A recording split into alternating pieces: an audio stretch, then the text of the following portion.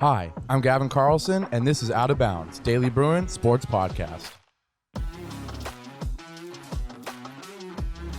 Should Chip Kelly be fired? That is the question on today's episode of Out of Bounds, the official sports podcast of the Daily Bruin. As always, I'm your host, Gavin Carlson, a fourth-year sports staff writer here at the Daily Bruin, and today it's just a duo. It's the duo that everyone loves, though. The man with the hair, with the takes, the face of the football podcast, senior sports staff writer Jack Nelson, back from Tucson. How are you doing today, buddy? I'm doing great, Gavin. As you mentioned, I am back from the beautiful wonderland that is Tucson, Arizona. And boy, do we got a lot to talk about today. I'm excited to get into it. Yes, I'm very excited as well. I just have to say, I am buzzing, as they would say, because my Chels, you can see it right here. My Chelsea, big win. Saints won as well. I know your Patriots. What the Patriots do this week? We don't have to talk about that. Great weekend for me. Not so much for one Chip Kelly and UCLA football after a disappointing loss at Tucson. Jack was there, like I said. Let's just jump right into it. A really bad performance from start to finish. UCLA never led this game, trailed the entire way. Just what first impressions off of what was a shockingly bad performance, I think, from UCLA. Yeah, all around, just as you said, it was a pretty poor performance for UCLA. I would say probably their worst game of the season thus far. Oh, yeah. And yeah, it was just starting from the quarterback position. Obviously, we saw Ethan Garbers make his third consecutive start after replacing Dante Moore back in the game against Stanford. And he was okay. It wasn't really anything that exciting. I mean, he didn't really they were able to move the ball downfield, but the real issue they ran into was with their kicking unit, which was god awful in this game. It has been for the past few games, specifically with RJ Lopez. They actually had a kicker change going into this game. According to Chip Kelly, there was a kicking competition practice, which led to Blake Lesnar getting the job over RJ Lopez, at least moving forward. So Blake went out there for the first kick in this game, missed it, and then sure enough, the next kick they attempted later on in the first half, he also missed. Granted, it was tipped by Ephesians Prasok on the Arizona defense. But yeah, and so UCLA was down pretty big at the half.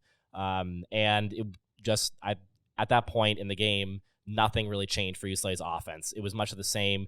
We saw injuries were a big issue down the stretch, and just ended up kind of rolling into a total disaster for this UCLA offense. I mean, you had Ethan get injured on a sack early in the fourth quarter, was barely able to get off the field, definitely needed some trainers to help him walk off. Looked like he was, can't remember exactly which foot it was, but he was favoring one leg over the other. We saw Dante Moore come in and had even less success, really, comparatively to Ethan. He also apparently was seen heading back to the locker room for medical attention. Didn't really see what the injury was there. I think it looked like concussion, I think. Yeah, and they asked Chip about it in media availability today, and he didn't really tell us anything. So we don't really have any news on that front. And so Colin Schlee came in. It was even less effective. It just, I don't know. It just seemed to keep getting worse and worse for this UCLA offense. UCLA's defense, they were okay. Yeah. It was, I mean, you're going against, I will say, Noah Fafita has done a really good job with Arizona these past few weeks. They played against, 4 straight ranked opponents, went 2-2, and arguably could have won those other 2 games they lost in that stretch. And then you had Tetairoa McMillan, the Arizona wide receiver, who's been one of the best in the country, as Chip's talked about. He went off in this game. He was just burning UCLA in the big yardage scenarios out in the open field, and their cornerbacks were getting caught just quarterback watching in this game. And so it was a rough game for UCLA, and for Chip Kelly, certainly a lot of questions. Yeah, we're definitely going to get into the job security, whether there is any or not, for Chip Kelly. But I want to start. Let's talk about Ethan Garbers, I think, just a little bit more. 13 of 21, not anything amazing. I was writing an article about it today, actually, and you do feel for him in the sense that you come out, you have a couple okay drives after that first drive punt, and you miss 2 field goals, and that just sucks the life out of the offense. We all picked, me, you, and Grace, all picked UCLA to lose this game because we said we wanted to see what Ethan Garbers could do in a real test, right? Stanford, Colorado, not 2 of the worst 5 defenses in the country. Those aren't tests. So you go to Tucson in a hostile environment, Saturday night, somewhat primetime game. You want to see how Ethan Garbers responds, and he was okay. I said nothing spectacular. His best play of the game was that touchdown, which I don't really think it was a touchdown. I think the ball hit the ground. Maybe that's a hot take. He also got bailed out on an unbelievably disgraceful decision, 3rd and goal at the 4, just throws the ball into the air while he's about to be tackled. Luckily for him and for UCLA, his knees rolled down, wipes the interception off the board. But that was like one of the only drives that ended in points, and it easily could not have. So a very up and down performance from Ethan. Like you said, Dante didn't do much as well. I think the offensive line had one of its worst performances of the season. Only 3.9 yards per carry on the ground.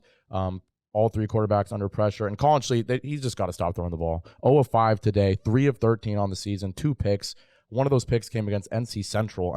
So the Collin Schlee experiment in terms of throwing the football, it's got to end, I think. To be fair, he was forced into action, like you said, with the pick. But just very up and down performance in the offense. Defense, real quickly, only the second game this year they've given up 300 yards pass, or it might have even been the first. No, I think it was the second. Second game with 300 yards allowed passing. Only the 3rd time they've allowed over 100 yards rushing, I believe, as well. So up and down from both sides, mainly down. Do we just want to go straight into Chip Kelly now? Because the second this game ends, the first thing Twitter says is Chip needs to be fired. I think before the game ended, it was like the 4th quarter, you're down 3 scores, 27-10, and everyone's just immediately going to, should Chip Kelly get the boot? So, Jack, I just want to hear it. Well, it's funny because Joseph and I were in the press box for this game, and we were already starting to hear like all the other media members talking about Twitter kind of blowing up because they anticipate we've covered football long enough to know when Twitter's going to explode after like a Chip Kelly bad performance, right? We've had the Chipometer all season. We'll probably get to that. We've talked about Chip Kelly to the end. We talked about him forever. Yeah. And this is like this feels like a real turning point in this discussion, like a serious turning point. We've talked about it before. Chip has had bad outings, which make you question, okay, is he really the right man to lead this team into the Big Ten? And after his performance, it seems like there's just no real way to justify like using the one excuse of wanting to have continuity going into a new conference. Like that's something that everything points to, like even everyone points to, even myself, right? We've talked about how important it is to have continuity from a head coaching position moving into a new conference. But at this point, just with the way that Chip has mishandled this offense, the lack of offensive leadership. He is an offensive coach. This is his offense. Bingo. And it's like the defense has been doing more than enough to put this team in winning positions, and the offense is consistently underperforming regardless of who's under center. It's been any one of 3 guys, none of whom have really impressed against an actual quality team. And so you have to wonder, is Chip really the guy moving forward? And I know you have an interesting take on that front, Gavin. Yeah. I've said it before, and you said it. He's an offensive coach. In years past, the first 2-3 years were just abysmal. Obviously, he starts. I reminded myself today, 0-5 in his first 5 games at UCLA, the worst start since 1943. Even if you give him the benefit of the doubt, state of the program, that's all Jim Mora's players. Losing record through the first 3 seasons for sure. But the main thing, like I was saying to some people, even in his biggest performances or the team's best performances, best seasons, you think about last year, you beat Washington and Utah in back-to-back games. There's all this hype around the program. They lost 3 of their next 5. It completely sucks the life out of things. You lose the big game to USC, and then you crumble in the bowl game to Pitt. So even in a high moment like that, you collapse. The year before, they beat LSU. All this hype. The Rose Bowl was packed. They beat an SEC team. Ed Ogeron disrespected the baby blue. And then they lose to Fresno State and once again suck the life out of the season. So even in the moments where Chip Kelly has had some success, he's never been able to finish it off.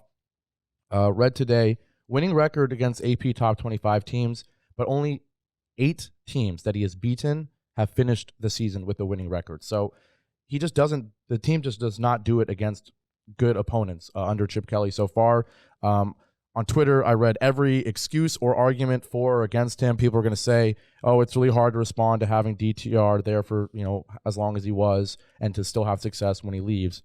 But did they win a Pac-12 championship with DTR? No. Did they really threaten the top 10 for that with No. So they had like 2 weeks where or 1 week when they were top 10, and then they just fell out immediately after they blew up at the end of the season. Yeah. So you can't, the arguments are fair. Oh, it's really hard to go from DTR to a true freshman or an Ethan Garbers, but unless there was amazing success with DTR, the drop off, that doesn't really justify it. This is UCLA, and like I said, you look at the teams in the Pac-12 ahead of UCLA, just in terms of the state of the program, which we say so much. You're going to expect USC to be there. Historically, they've been the best team on the West Coast. Oregon and Washington, past 10 years, 20 years, they've leaped over UCLA. But we're talking about Arizona. UCLA-Arizona is supposed to be a basketball rivalry. And Arizona, with a coach that was considered for the UCLA job, and UCLA said no to him, picked Chip Kelly instead. He comes and beats Chip Kelly. You got a program like Oregon State, which can't even find a conference. They're doing better. You could argue Wazoo, before UCLA beat them, they were doing better, right? It's just, there's too many Utah, all due respect, it's Utah. It's not UCLA. This is UCLA.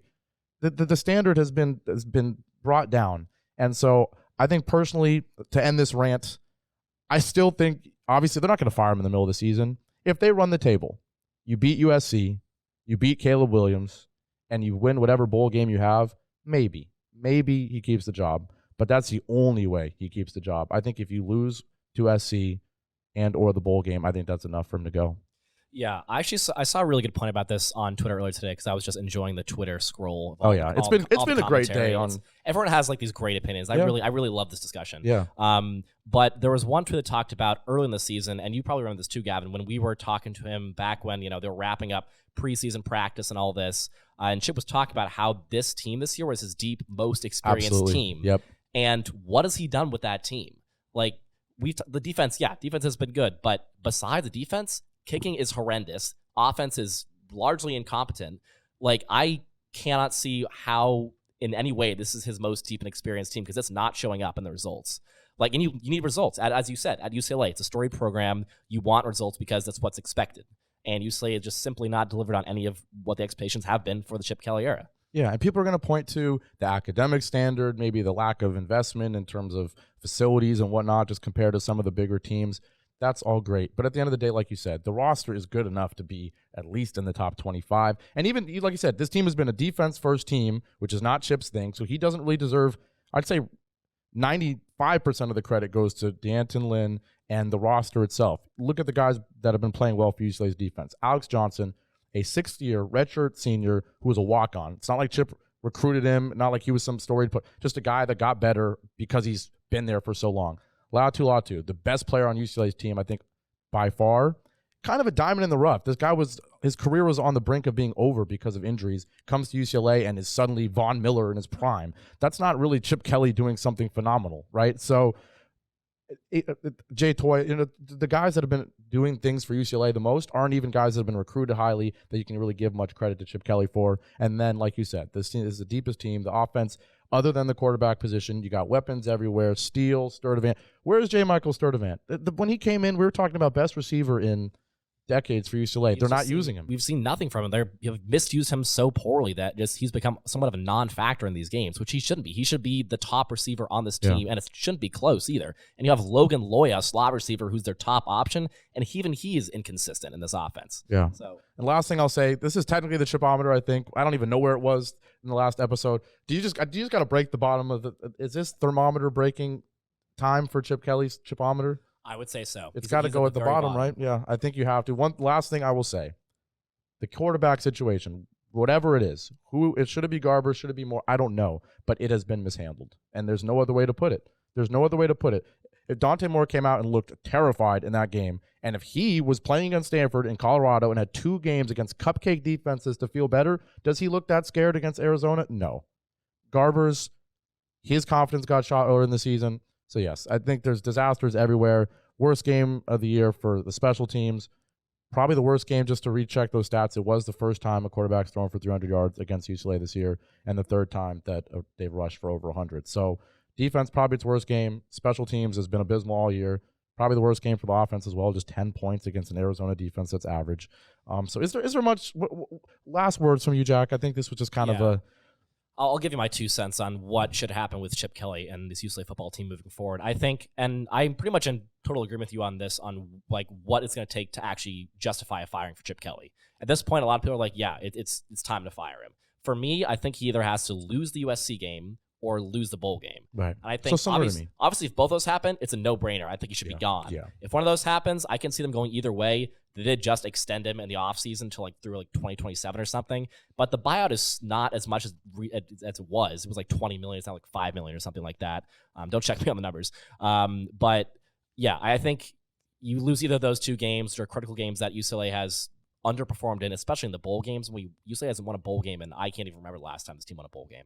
So and even that, like a real bowl game, right? Like if you do win, you're winning, the Jimmy Kimmel Bowls, right? Rob Gronkowski Bowl now, Gavin. Oh, geez. Oh, don't even get me started about how much they showed Rob Gronkowski.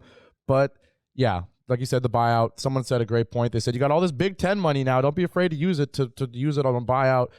So we're not calling for Chip Kelly's job yet on the Out of Bounds podcast, but like you said, a USC loss and or a bowl game loss just about seals his fate. I think if he loses either to Arizona State or Cal, you might need a Lane Kiffin on the tarmac type of firing. But hey, I don't want to call for anyone's jobs. These are people's livelihoods at the end of the day. We're just adding our 2 cents. So a very animated episode of the Out of Bounds podcast. I think a valid reason. I think the entire UCLA football community is animated. It's what you guys wanted to hear, I'm sure. Yeah. And this is what we brought you. Yes, and there will be a preview pod for the Arizona State game, and I think we're going to have to talk about the coaching situation just a little bit more, right?